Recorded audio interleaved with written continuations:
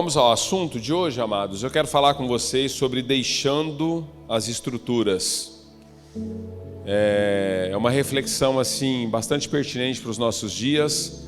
Nós temos a tendência de nos apegar muito às estruturas, e isso é algo que sempre está movendo e motivando o meu espírito, o meu coração. A maioria das vezes que eu me relaciono com Deus, na minha intimidade, nas minhas questões pessoais com Deus, eu penso sobre isso.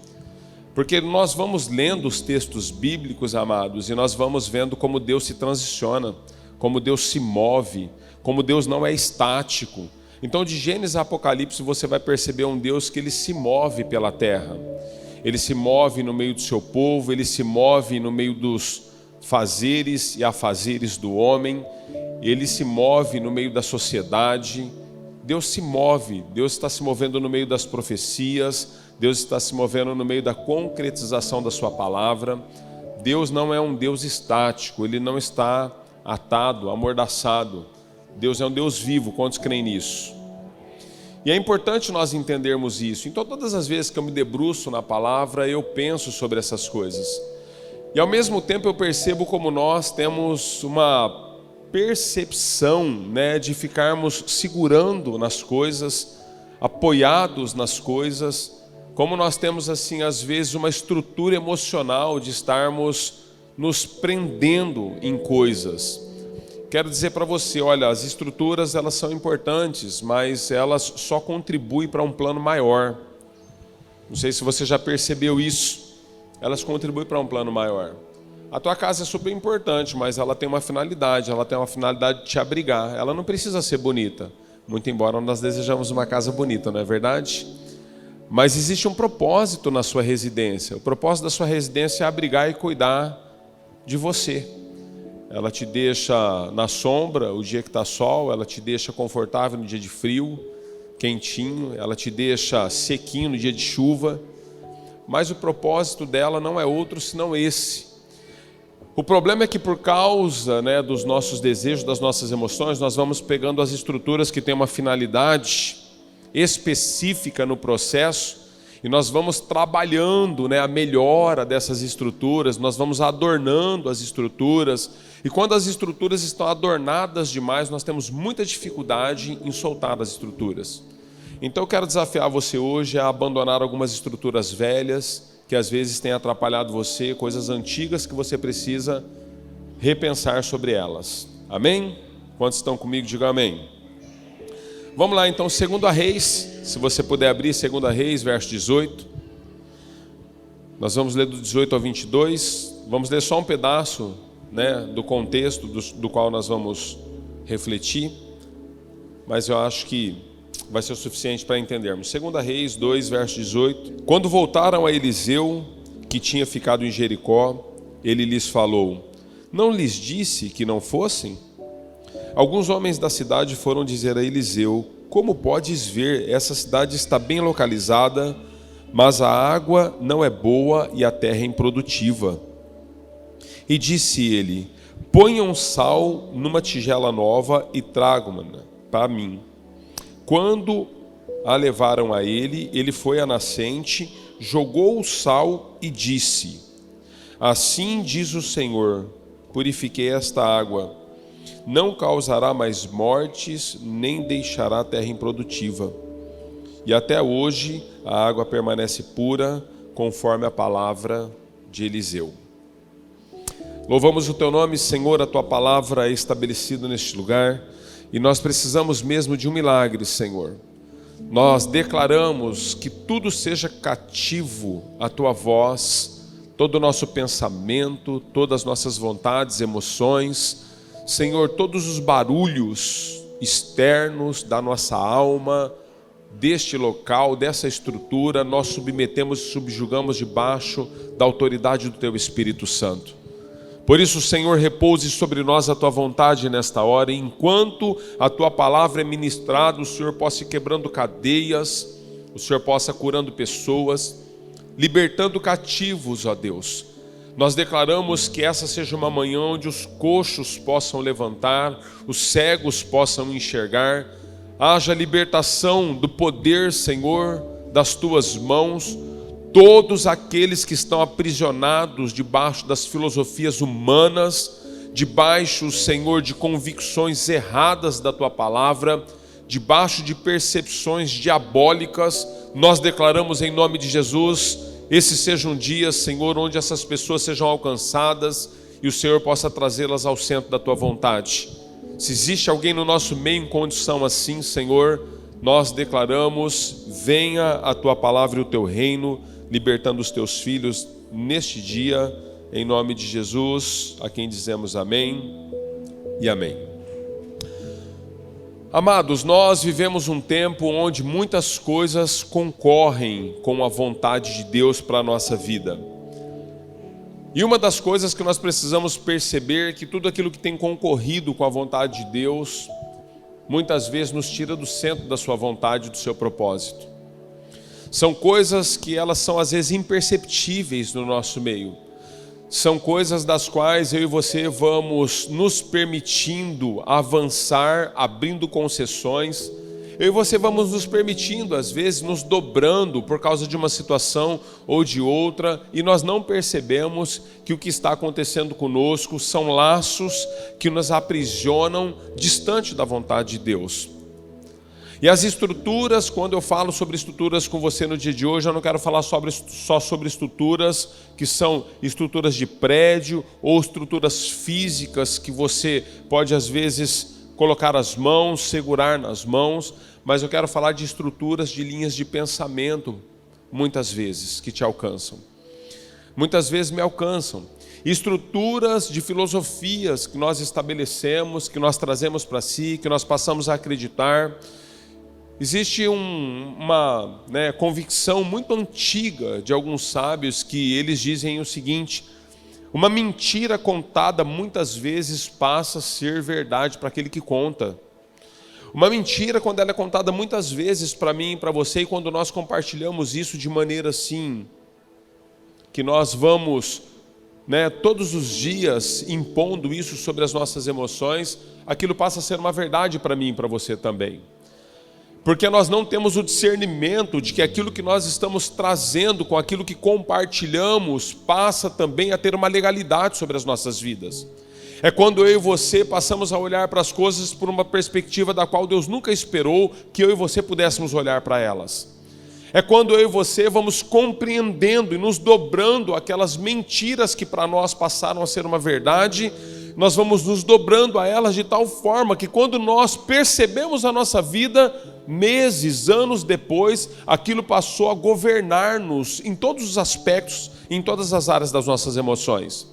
É quando os nossos relacionamentos, eles começam a ser prejudicados, é quando a nossa vida financeira começa a ser prejudicada, é quando a nossa própria saúde começa a ser prejudicada, porque aquilo que nós fomos nos dobrando e acreditando, e nós fomos compartilhando, agora tem nas mãos o controle de quem somos.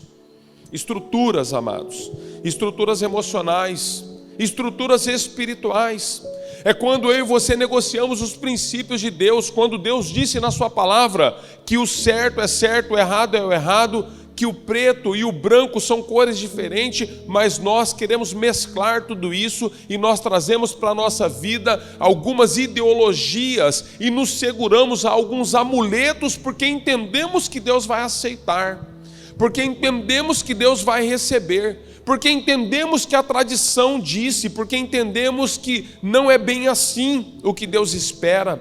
E nas nossas compreensões e nos nossos posicionamentos, nós vamos negociando os princípios dos quais Deus jamais desejou para mim e para você.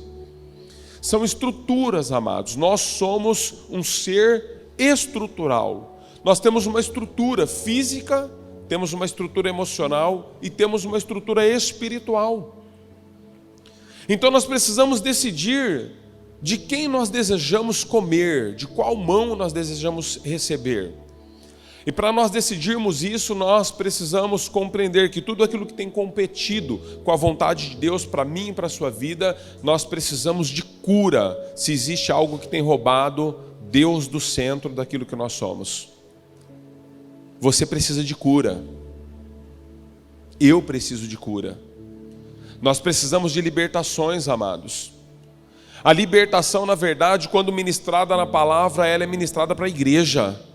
A libertação não é para o ímpio, para o endemoniado. A libertação é para aqueles que creram. Conhecereis a verdade, e a verdade vos libertará. Se não existe libertação na minha e na sua vida, é porque essa verdade da qual Deus se manifesta, e essa verdade da qual Deus menciona, não é conhecida por nós. E essa verdade tem nome. Essa verdade tem nome porque ela se intitula em João capítulo 14, verso 6, eu sou o caminho, eu sou a verdade e eu sou a vida. E esse nome é Jesus. Se não tem havido uma libertação plena naquilo que nós somos enquanto seres estruturais, é porque nós não temos conhecido a Jesus como Ele é de fato de verdade. É porque a pessoa de Jesus não tem sido uma referência e não tem sido um instrumento, o centro de tudo para nós. E eu queria falar de alguns aspectos com vocês a respeito dessa mensagem e desse texto que nós estamos compartilhando. Sabe por quê, amados? Existem alguns princípios que eles são tão simples e nós vivemos num buraco às vezes tão profundo por causa da quebra de princípios tão simples que são negligenciados. Coisas simples. Quando Eliseu, ele é levantado por Deus, agora Elias foi levado por Deus numa carruagem de fogo, se você conhece as escrituras, Eliseu recebe o manto de Elias e eles seguem com o ministério profético no período, porque ele era contemporâneo, né? Ele era um discípulo de Elias. E agora ele tem também uma escola de outros discípulos que está trabalhando, ele recebe essa graça de Deus, então ele está com o bastão nas mãos. Quando nós recebemos uma graça, um favor de Deus, uma dádiva de Deus para as nossas vidas, nós precisamos compreender como nós vamos lidar com aquilo que estamos recebendo. Existem pessoas que recebem uma grande pérola nas mãos, mas eles não sabem o valor daquela pérola. Às vezes nós temos um diamante que Deus nos deu, nós não sabemos como trabalhar com aquilo. Sabe por quê, queridos? Às vezes Deus não dá um diamante pronto e polido para você. Às vezes Deus te dá um diamante nas mãos, mas ele precisa ser trabalhado. Ele precisa ser lapidado, ele precisa ser polido. Ele já é uma joia, mas ele precisa ser transformado para que essa joia apareça, para que ela possa brilhar. E Eliseu agora ele está diante de um momento que é um momento crucial, não só para a sua própria vida e para o seu chamado, para a sua vocação, como também para a nação de Israel. Porque a nação de Israel está debaixo de uma convicção que Deus está trazendo um momento na vida de Eliseu para dizer que tudo é possível para aquele que crê. Desde o Antigo Testamento, Deus se move por meio do seu Espírito Santo, queridos, deixando claro que todas as coisas que para o homem parecem impossível, para Deus não há impossibilidade alguma. E ele está diante de discípulos que ficaram com ele, e Elias acabara de ser arrebatado ao céu. Então, quando Elias é arrebatado, esses discípulos chegam a Eliseu e dizem para Eliseu: Eliseu, deixa-nos procurar Elias. Então, se você ler um pouquinho antes dos versos que nós lemos aqui, você vai ver que está havendo um diálogo entre os discípulos de Eliseu e Eliseu. E os discípulos estão dizendo: olha, deixa-nos procurar Elias. Elias subiu aí, mas Deus deve ter cuspido ele em algum outro lugar, como fez com Jonas. Entende, queridos? Às vezes nós pensamos assim. Às vezes Deus remove algo e nós achamos que Deus removeu, mas colocou em outro lugar. Então nós vivemos em busca e à procura daquilo que estava aqui, que era bom para nós, e agora Deus já não deixou mais aquilo no devido lugar que nós entendíamos ser o correto, e Deus colocou em outro lugar e a gente fica perdido na terra, procurando algo que Deus removeu. E aí Eliseu diz para aqueles homens: não vá atrás de Elias, vocês não vão encontrá-lo, Deus o arrebatou.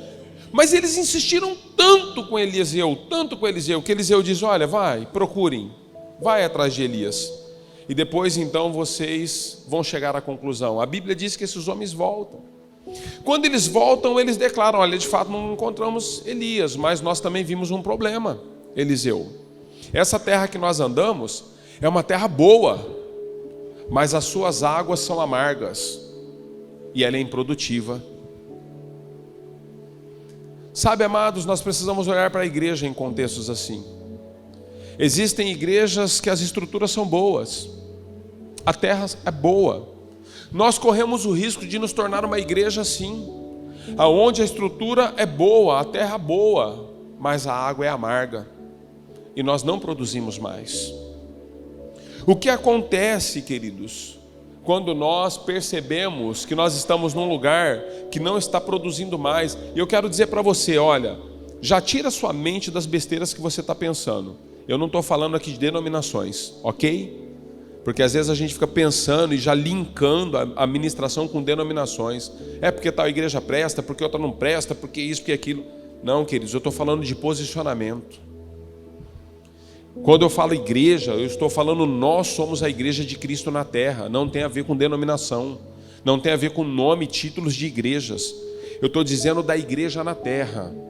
Existem pessoas que são boas, elas foram levantadas por Deus, homens e mulheres cujo Deus de fato tem para eles um chamado, uma vocação, mas as águas se tornaram amargas nessa igreja, nesse cidadão, nessa cidadã, nesse filho, nessa filha. As águas se tornaram amargas ao ponto dessa igreja não produzir mais. Ela não consegue mais produzir porque a terra se tornou infrutífera, improdutível, por causa das raízes amargas e das águas amargas no coração, na mente, na estrutura. Pessoas que foram feridas por um, mas por causa de um se fecharam para todos. Pessoas que se decepcionaram com Deus e hoje têm uma relação com Deus de barganha. Pessoas que se decepcionaram com as instituições e hoje se relacionam com as instituições como se elas fossem comércio. A igreja não é um comércio. Quantos sabem disso? Jesus entrou quando estavam cometendo um erro de comercialização dentro da igreja e ele acabou com os cambistas. Ele falou: vocês estão de brincadeira, o que vocês estão fazendo da casa do meu pai? Vocês estão achando que isso aqui é o quê? Vocês estão trocando as prioridades no templo. Mas nós vemos igrejas, indivíduos, pessoas que se tornaram amargas ao longo do processo. E Eliseu agora recebe os seus discípulos de volta e eles estão com essa informação. E Eliseu, então, ele entra em algumas crises internas, querido. Sabe o que eu percebo sobre os textos que nós lemos na Bíblia? Nós lemos os textos, parece que as coisas foram feitas assim, né? Ah, fulano falou isso, ciclano respondeu aquilo, Beltrano. Não são assim, queridos. Homens e mulheres na Bíblia receberam informações das quais aquelas informações foram um impacto para a vida deles. E nesse impacto eles tiveram que assimilar aquele impacto e entender e processar o impacto que estão recebendo. Você vai ver Davi fazendo isso muitas vezes, quando ele é, às vezes, colocado num canto de parede por causa de algumas situações, ele recebe o impacto daquela situação. E ele precisa então, diante de Deus, compreender qual é o melhor caminho para tudo. Os melhores líderes na terra não são líderes que têm resposta para tudo, mas são os líderes que fazem aquilo que Deus espera. Nós não precisamos ter resposta para tudo, queridos. Nós precisamos, uma vez que as informações nos chegam, qual é a direção que Deus tem para aquilo, qual que é a direção que Deus está nos dando, porque se Eliseu não está debaixo de uma convicção daquilo que Deus está direcionando, poderia ter dado a ele 50 quilos de sal, sacarias e sacarias de sal, ele poderia ter ido no rio e nada teria acontecido, porque Deus não estaria com ele, embora o sal era abundante. O milagre não está no sal. O milagre não está na botija que era nova. Ele falou: traz uma vasilha nova para mim com sal dentro. Não é o sal, queridos. Não é a vasilha. Não são os amuletos. Não são aquilo que muitas vezes você se apega por causa de que um nome está sobre outro nome. Nome sobre todo nome é somente o nome de Jesus. A Ele toda honra, toda glória e todo louvor. Então nós nos apegamos no cônjuge, colocamos o cônjuge acima de Deus, colocamos o trabalho acima de Deus, colocamos o recurso que temos acima de Deus, colocamos as coisas acima de Deus. São estruturas, amados. Deus está abrindo os nossos olhos. Eliseu está recebendo uma informação e agora ele precisa assimilar tudo isso. E ele precisa também contextualizar os homens que acabaram de compará-lo com Elias. Porque disse: olha, cadê Elias, Eliseu? Nós vimos ele subindo aí, mas é o seguinte, eu vou atrás de Elias. Já pensou o conflito para Eliseu, que não é agora, trabalhar a vida desses discípulos que tinha como referência o maior profeta da época? O profeta Elias, que diante dos 400 profetas de Baal e os outros 400 profetas, nós precisamos entender isso, queridos. Deus levanta um garoto chamado Josué para substituir um homem chamado Moisés. Um garoto chamado Josué, que quando ele tem a posição dele afirmada em Deus, quando ele começa o seu chamado, sua vocação e seu ministério, ele tem um peso sobre os ombros de substituir o maior libertador de Israel na sua época, Moisés, que falava face a face com Deus. Salomão, queridos, filho de Davi, teve que entender que ele não era Davi. Jacó teve que entender que não era Esaú. Nós precisamos entender quem nós somos no processo, quando Deus está nos colocando diante de uma vocação, de um chamado. Se nós desejamos sarar as fontes, se nós desejamos de fato, queridos, que as águas elas sejam puras, nós precisamos, então se você é dado das anotações, nós precisamos deixar as comparações. Deixe as comparações de lado. Eliseu precisou entender: Elias não está mais, eu estou diante de uma situação, eu preciso assimilar essa situação. Agora que eu estou assimilando essa situação, qual é a resposta que eu vou dar a isso que me alcançou? Se as pessoas a quem você sempre amou, ama, ou se as pessoas a quem você sempre foi apega a elas, se elas já não estão mais, qual a resposta que você vai dar diante daquilo que você está vivendo hoje? Nós não podemos estar pego a estruturas humanas, porque senão nós vamos sucumbir no processo, não vamos cumprir o propósito. Pastor, eu desejo uma igreja de Atos dos Apóstolos. Pastor, por que nós não temos mais os milagres? Pastor, por que nós não temos mais? Por que nós não... É porque nós não entendemos, irmãos, que nós estamos apegos ainda a uma estrutura de Atos dos Apóstolos. Nós estamos apegos a uma estrutura de um avivamento que aconteceu há 200 anos atrás, 500 anos atrás. Deixa eu dizer para você, nunca mais nós teremos o avivamento que houve na Rua Azusa. O que Deus está fazendo hoje é para hoje. Aquele avivamento foi para aquele período, porque havia um grupo de pessoas que precisava daquele sinal. O sinal que Deus trouxe sobre a vida de Eliseu era para aquele momento, porque havia uma necessidade espiritual, havia uma necessidade física, havia uma necessidade na nação, naquele momento. Quais são as fontes que Deus espera curar nos nossos dias?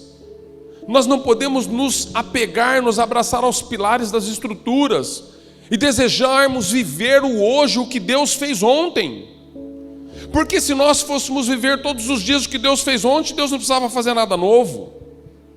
Mas eu quero dizer para você, Deus é inesgotável, Ele é uma fonte inesgotável, quantos sabem disso? Você acha que você já viu e já leu tudo que Deus é capaz de fazer? Você não sabe o que Deus é capaz de fazer se você acredita assim. Deus é poderoso, irmãos. A Bíblia diz que Ele é poderoso para fazer infinitamente mais do que aquilo que pensamos, do que aquilo que pedimos, do que aquilo que almejamos. Infinitamente mais. Nós não podemos nos prender às estruturas antigas.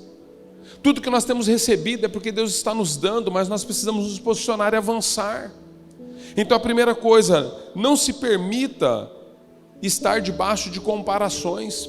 Eliseu, queridos, ele tinha recebido a mesma graça e a mesma unção que havia em Elias. Só que Eliseu não tinha recebido a mesma forma de que Elias tinha trabalhado.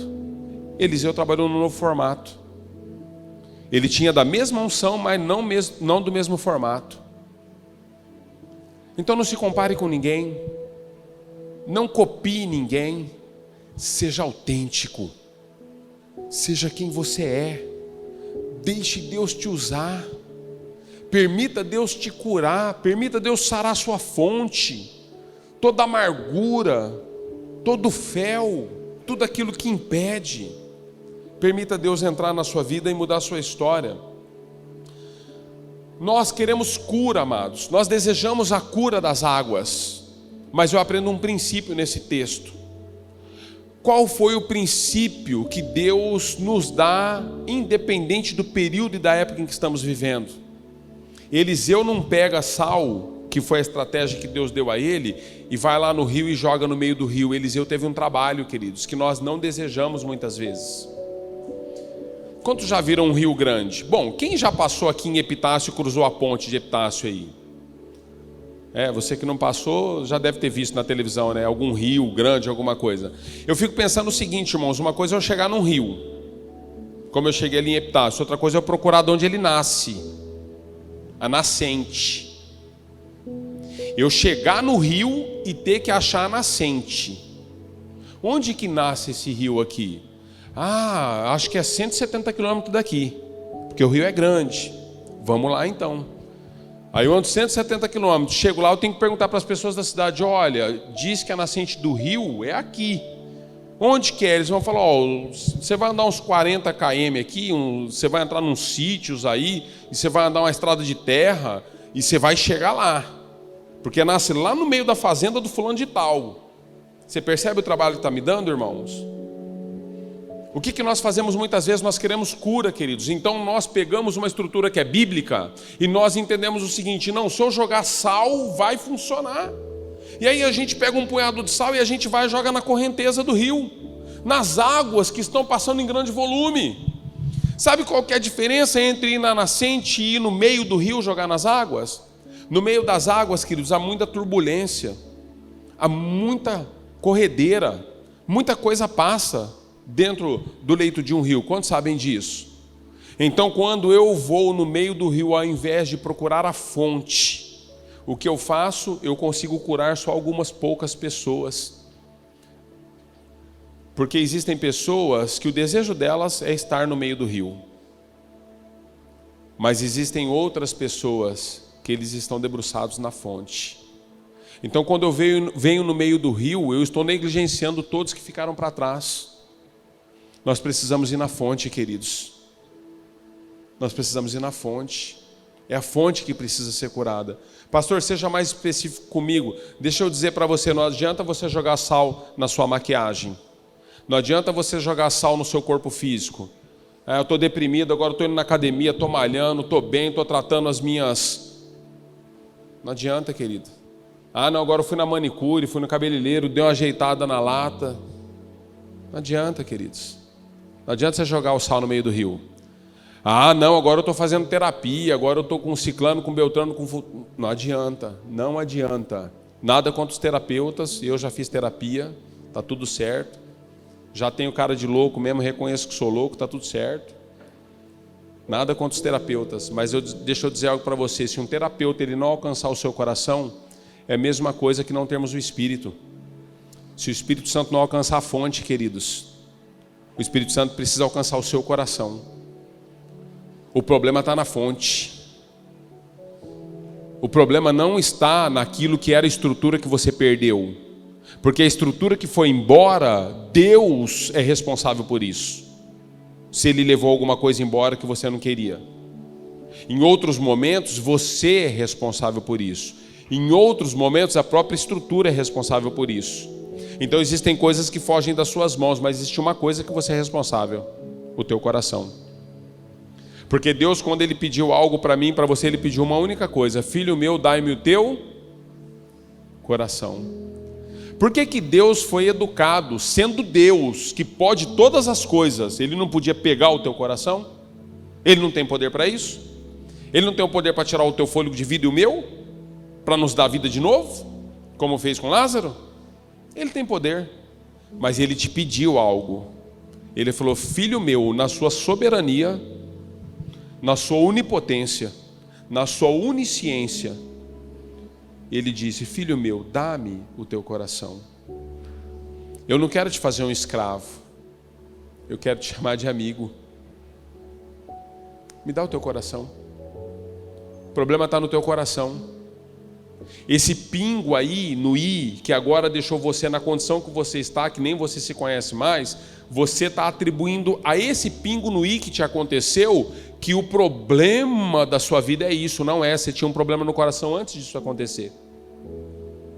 Antes disso acontecer já havia um problema emocional aí dentro, do qual você nunca permitiu ser tratada, nunca permitiu ser tratado. Esse problema já estava aí. Mas agora eu estou precisando te mostrar que a água está amarga. Ou você deixa eu tocar a fonte, ou não tem condição de trabalhar com você mais. Você vai morrer nesse fel de amargura. Por que pessoas se suicidam, pastor? Tudo a gente coloca a culpa no diabo, né? O diabo não tem culpa de tudo, queridos. Aliás, até para ter culpa ele precisa passar por Deus. Nós sabemos disso. As pessoas deixam a própria vida porque já não estavam vivendo mais. Ela já não vivia mais. Houve um momento que aquilo era só uma gota e ela não permitiu-se ser trabalhada até que chega a ser um oceano. E quando chega a ser um oceano, ninguém mais consegue trabalhar. Aí nós precisamos de um milagre. E milagre quem faz é só Deus. E só Ele pode. Comunidade não pode, pastor não pode, presbítero não pode, líder de célula não pode, religião não pode. Estou lendo a Bíblia todo dia, pastor, que eu estou lendo a Bíblia agora, estou virado nos 70, não adianta, queridos. Ô louco, pastor, o senhor está falando heresia, não adianta. Se você não colocar o seu coração na mão dele, você vai ser um conhecedor, uma conhecedora profunda da palavra, mas ele não vai agir em você, porque conhecimento não é tudo. Porque nós precisamos de libertação. Conheça a verdade, mas ela precisa te libertar. Nós precisamos, amados, nós precisamos urgentemente voltar à essência. Segundo ponto, mostre as suas fraquezas. Se você deseja que a sua fonte seja curada, se você entende que existem águas que se tornaram amargas, se você entende que a terra está improdutiva, mostre as suas fraquezas. Os discípulos de Eliseu chegaram nele e falaram: olha, nós queremos Elias.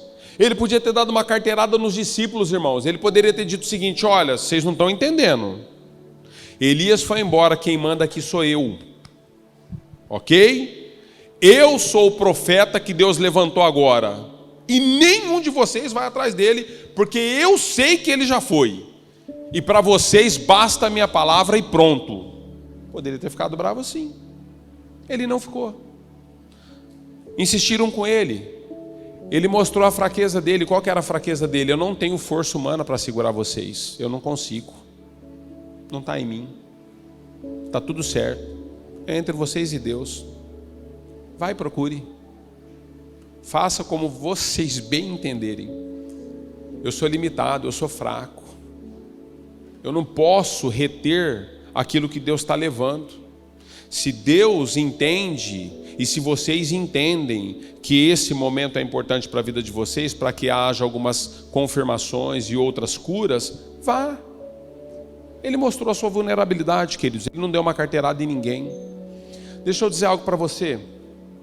Nós precisamos aprender isso, amados. Nós precisamos abrir mão daquilo que Deus já não segura mais. Eu sempre digo a respeito das estações. Eu converso muito isso em casa. Eu, o Lucas e a Giovana, acho que a gente não conversa outra coisa a não ser falar dos tempos e dos períodos, do que Deus está fazendo. Porque na nossa vida que permanece, pessoas vão e vêm. Na nossa, que eu digo, não é só na minha, na do meu filho e da minha esposa. Na nossa. Todos nós, na nossa vida que permanecemos, na nossa vida, pessoas vão e vêm. Alguns iniciam coisas com você e vão até o fim. Outros iniciam, vão até o meio. Outros iniciam do meio e vão até o final. E outros não desejam estar conosco. Não iniciam. É assim. E está tudo certo em Deus. Nós precisamos entender qual é o nosso papel no processo, qual é o nosso momento, naquilo que Deus está fazendo. Deus chama Samuel e diz para Samuel assim: Samuel, até quando você vai chorar por Saul? Até quando, Samuel? Eu não aguento mais você chorando por Saul. E Deus dá uma dura em Samuel. no profeta Samuel. Sabe o que eu penso, irmãos? Nós só vamos deixar de chorar por Saul quando nós encontrarmos os Davis. Pessoas segundo o coração de Deus. Em outras palavras, nós só vamos parar de chorar por coisas nessa terra quando nós encontrarmos o filho de Davi. Nós precisamos nos encontrar com Jesus. Nós precisamos nos reencontrar com Ele. A vida não é fácil, queridos. Não é fácil para você, não é fácil para mim. Nós lutamos lá fora todos os dias. Mas nós estamos, às vezes, aquém daquilo que Deus espera, porque nós não compreendemos esses pequenos princípios. Então nós precisamos entender as nossas fraquezas no processo. Entendermos que nós somos limitados e abrir o nosso coração para que a fonte seja curada, porque senão o nosso coração nunca vai ser curado. Nós vivemos de aparências. Nós queremos aparentar para os outros que somos aquilo que não somos, nunca fomos. E doa quem doer, nunca seremos. Por mais que você possa passar maquiagem, mudar o seu figurino, vestir as suas máscaras, colocar as suas máscaras, eu acho, né? Colocar as suas máscaras, mesma coisa nós nunca seremos. Nós somos o que somos e ponto. Nós precisamos entender a nossa humanidade, precisamos entender a nossa vocação, o nosso papel e o nosso chamado. Então nós precisamos entender as nossas vulnerabilidades e expor as nossas fraquezas. Eu tive conversas com os meus filhos e irmãos ao longo do processo de paternidade que foram muito difíceis para mim. Mas eu me lembro de uma conversa que mudou o coração dos meus filhos e mudou o meu. Quando um dia eu coloquei o meu filho no carro, fiz isso com o João e fiz isso com o Lucas, chamei os dois. Coloquei meus filhos no carro e sentei com eles em um lugar para conversar. E eu falei: filho, tá vendo isso aqui assim, assim, assado? Esse é o teu pai sem Jesus. Existem atitudes que ainda as pessoas fazem. Existem posicionamentos que você toma, filho, que ressuscita um leão que estava dormindo. O seu pai tem uma fraqueza. A minha mãe está aqui, me conhece mais do que todos vocês. Eu sempre fui uma pessoa extremamente nervosa, né, mãe? Extremamente nervoso. Quebrava tudo, queridos. Quebrava a casa, quebrava os móveis. Quantos móveis a minha mãe comprou, eu não quebrei em casa, por causa do nervoso. Um descontrolado emocionalmente. Quantas vezes não agredi os meus irmãos em casa, descontrolado por causa do nervoso. Há 27 anos, Jesus entrou na minha vida e começou a mudar a minha estrutura. E ao longo desses 27 anos, queridos, eu fui permitindo que Deus pudesse ir matando esse homem incontrolável que há em mim. Só que sabe o que eu percebi? Eu percebi que, embora eu estou tentando matá-lo, o miserável só desmaia.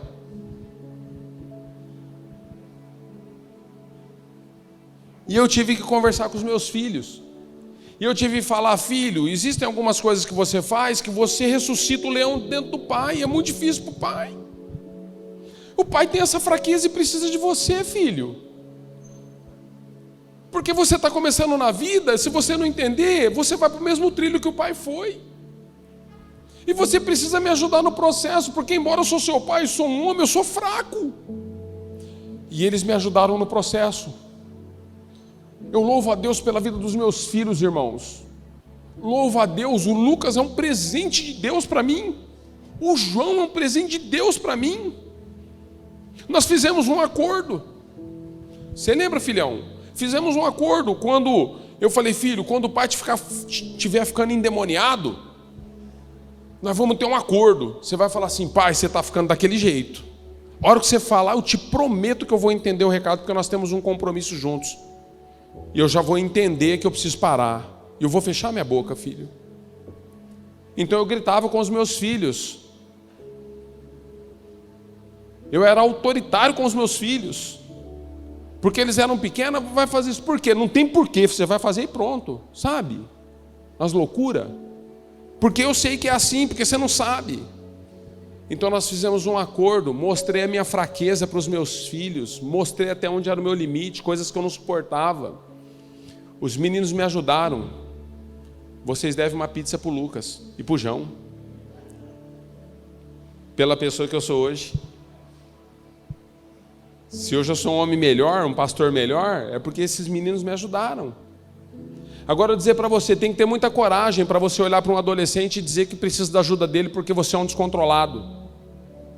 Tem que ter muita coragem para você sentar com o presbitério da igreja e dizer para o presbitério da igreja que você tem problemas emocionais. Tem que ter muita coragem, queridos, para pegar o microfone na mão igual eu estou hoje, onde todos ou a maioria daqueles que se acham o ícone das mídias sociais estão sempre mostrando somente a parte boa deles. Eles nunca mostram a parte mal cheirosa. Tem que ter coragem, queridos, de mostrar as suas vulnerabilidades. Nós precisamos entender isso. Nós precisamos nos ajudar enquanto igreja. Nós precisamos nos posicionar se nós desejamos cura nas nossas emoções. Eu finalizo com você, falando sobre o último aspecto que a gente precisa criar uma cultura de honra. Quando Eliseu inicia, queridos, o seu chamado e quando ele vai ter o primeiro desafio dele, um dos primeiros desafios dele é esse que nós estamos narrando aqui, essa narrativa bíblica. Um dos seus primeiros desafios é poder trazer a estrutura dessa cura e trazer a integração desses homens. Então ele entendeu que havia um princípio de honra. Ele falou, se eu não honrar a vontade de Deus, naquilo que Deus está colocando nas minhas mãos, não haverá cura nas águas. Então ele recebe algo de Deus e ele é fiel a isso. Eu volto a dizer para você, todas as vezes que eu tiver oportunidade, eu sempre vou dizer isso para você. O que você tem recebido nessa casa não tem a ver com a comunidade. Deus colocou isso nas suas mãos. É Deus quem está te dando isso. Você precisa aprender o que é honrar a Deus naquilo que Ele te confiou nas mãos. Você precisa ser fiel até o fim. Você precisa se posicionar de tal forma que quando você vai chegar na fonte para derramar sal para que haja cura, esse sal tenha efeito por causa da honra que você tem a Ele, que é o autor e consumador da nossa fé, Cristo Jesus. Então, em primeiro lugar, Eliseu estabelece um princípio de honra com Deus. Ele diz, Deus, Elias foi levado, eu estou aqui para te honrar. O que eu devo fazer? Eu quero te honrar, Senhor. Eu quero que o seu nome seja engrandecido. Eu quero que o Senhor seja reconhecido na terra. O que eu preciso? Deus dá uma instrução para ele, segundo o princípio de honra. Aqueles homens não acreditavam em Eliseu como acreditavam em Elias. Então ele precisa agora desenvolver com os que estão abaixo dele um princípio de honra também, porque ele ainda não tinha essa honra reconhecida, porque o seu ministério estava começando. Sabe qual que é o nosso problema? Nós recebemos um título, já queremos ser honrados até pelo presidente da nação. Um título, irmãos. Te chamaram de líder. Você acha que o Jordan tem que vir na sua casa para te dar um autógrafo? Você acha que o Barack Obama tem que sair lá dos Estados Unidos para vir aqui e falar, puxa, que legal, agora você é um líder? Você acha que o Bolsonaro tem que vir aqui e falar assim, rapaz, a nação não seria a mesma se você não tivesse esse título aí? É isso que você acha?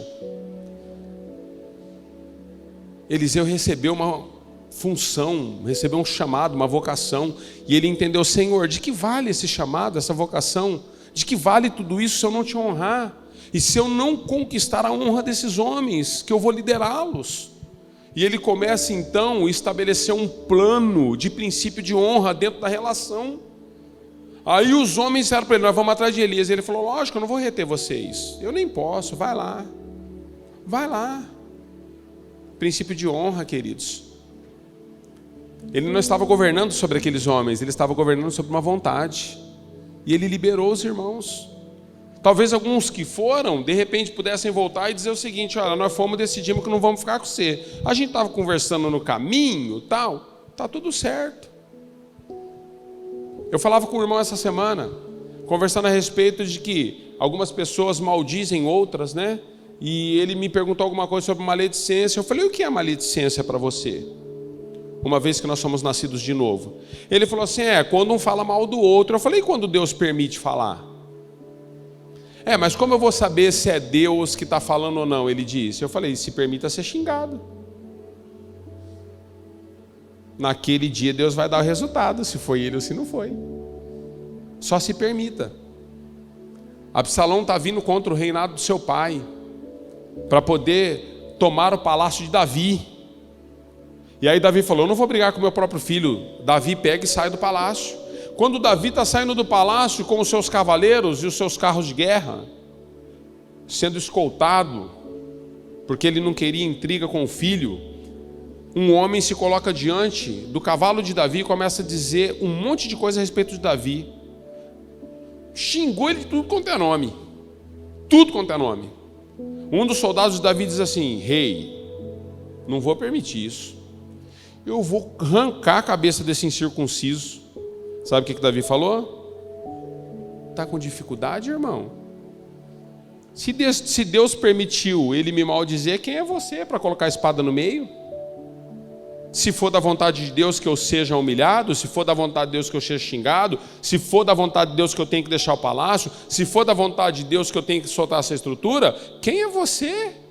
Não, Davi, mas eu estou em seu favor, eu sei que você está em meu favor, mas eu preciso ver a vontade de Deus antes da sua defesa. Quantos estão entendendo? Então nós precisamos entender, queridos, que princípio de honra se conquista sim. É quando nós entendemos que nós estamos honrando a Deus e as pessoas, ao verem a nossa atitude, vão nos honrar também. Por que o soldado quis honrar Davi? Porque viu a atitude de Davi. Honrando a Deus, disse Davi: eu vou arrancar a cabeça desse incircunciso. E Davi falou: não faça isso, Deus está no controle de tudo. Eu tenho muito por falar, queridos, mas eu queria que vocês colocassem em pé. Ministério de Música, nós temos a ceia. Olha, avancei. Honra imposta, queridos, é autoridade. A verdadeira honra acontece quando tudo o que você mais deseja é servir aquele que te confiou algo nas mãos. Honra nunca pode ser imposta, ela é uma dádiva de Deus para mim e para você e uma construção na terra. Eu quero finalizar com você. Na verdade já terminei, mas eu quero falar sobre a ceia. Murilo vai nos ajudar no processo com a ceia. Mas hoje, queridos, é um dia de concerto. A ceia do Senhor é um dia de concerto para mim e para você. Eu sei que muitos de nós temos águas amargas. Muitos de nós. Ou em uma área ou em outra área da vida. Eu queria desafiar você a permitir Deus ter acesso ao seu coração. E que Ele possa, de fato, enxugar dos seus olhos todas as lágrimas, a fim de que você possa parar de chorar por aquilo que Ele já removeu. A pior coisa que existe numa igreja é quando a igreja chora por aquilo que Deus já removeu. Deus já removeu, nós precisamos seguir. Então, enquanto nós vamos participar da ceia, eu queria chamar o Murilo aqui. Enquanto nós vamos participar da ceia, eu queria que você participasse da ceia debaixo dessa convicção hoje. Que você pudesse permitir Deus curar a fonte. Quando você receber essa palavra, digam amém. Deus te abençoe, em nome de Jesus.